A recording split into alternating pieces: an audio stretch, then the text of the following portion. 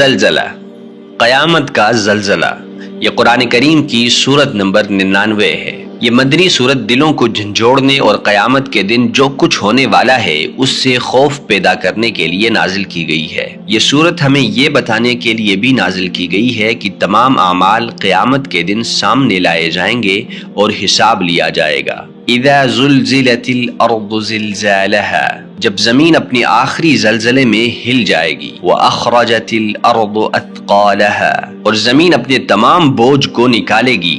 جو کچھ وہ اپنی ابتدا سے لے کر قیامت تک سنبھالے ہوئے تھی وہ سب اس دن باہر آ جائے گا۔ وقال الانسان ما لها، اور ہر انسان پکارے گا اسے کیا ہو گیا ہے۔ ان مناظر کو دیکھ کر انسان حیرت زدہ اور پریشان ہوگا۔ یہ ایک ایسا منظر ہوگا جو پہلے کبھی نہیں دیکھا گیا۔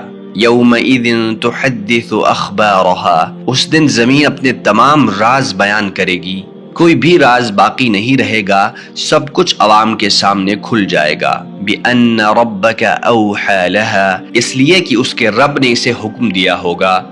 یومئذ يصدر الناس اشتاتا ليروا اعمالهم، اس دن لوگ مختلف گروہوں میں تقسیم ہو کر اپنے اعمال کے نتائج دیکھنے کے لیے آئیں گے۔ فمن يعمل مثقال ذرة خيرا يره، پھر جو شخص ذرہ برابر بھی بھلائی کرے گا وہ اسے دیکھے گا۔